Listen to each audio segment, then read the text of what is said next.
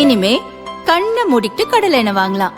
ஏன்னா மந்த்ரா கடலை எண்ணெய் இதயத்தின் தயாரிப்பு. வறுக்க பொரிக்க ஏன் எல்லா சமையலுக்கும் மந்த்ரா தான். மந்த்ரா கடலை எண்ணெய், அபார ருசி, ஆரோக்கியமான உடல் நலம். ரொம்ப டயர்டா இருக்கு. இயற்கையான டேட்ஸ், பாதாம், பிஸ்தா, கேஷு அண்ட் ஹனி கொண்டு தயாரிக்கப்பட்ட lion date nut bites. Pakistan தலைநகர் இஸ்லாமாபாத்தில் உள்ள கதிஜாதுல் குப்ரா மசூதியில் நேற்று 400க்கும் அதிகமானோர் தொழுகையில் ஈடுபட்டிருந்தனர்.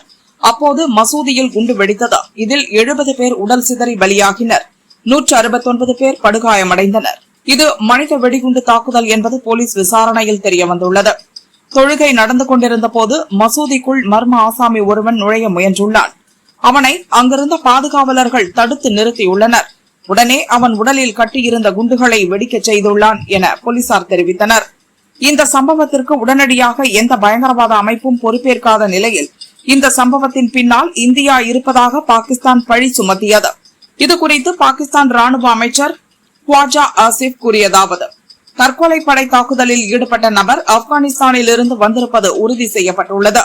இந்த தாக்குதலின் பின்னணியில் ஆப்கானிஸ்தான் இந்தியா கூட்டு சதி உள்ளது தெரிய வந்துள்ளது என ख्वाजा ஆசிப் கூறினார்.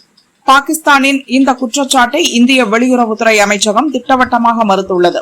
இதுகுறித்து வெளியுறவுத்துறை அமைச்சகத்தின் செய்தி தொடர்பாளர் ரந்தீப் ஜெய்ஸ்வால் கூறியதாவது: இந்த குற்றச்சாட்டு அடிப்படை ஆதாரமற்றது. தன் நாட்டில் உள்ள பிரச்சனைகளை தீர்க்க பாகிஸ்தான் தவறிவிட்டது. பாகிஸ்தான் தனது சொந்த பிரச்சனைகளுக்கு மற்றவர்கள் மீது பழி சுமத்தி தன்னைத்தானே ஏமாற்றிக் கொள்வது துரதிருஷ்டவசமானது. இதுபோன்ற ஆதாரமற்ற குற்றச்சாட்டுகளை இந்தியா முழுமையாக நிராகரிக்கிறது என ரந்தீப் ஜெய்ஸ்வால் கூறினார். இந்நிலையில் மசூதியில் நடந்த குண்டுவெடிப்பு சம்பவத்திற்கு IS பயங்கரவாத அமைப்பு இன்று பொறுப்பேற்றுள்ளது.